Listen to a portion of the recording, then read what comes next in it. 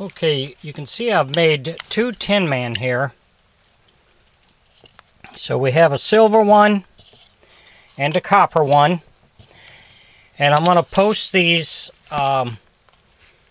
side by side on YouTube so you can see how I made them. But what I wanted to point out is that the basic block is cut the same.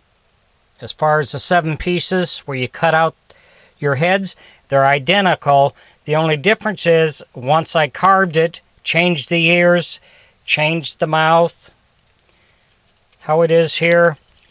The ears have been changed for each one.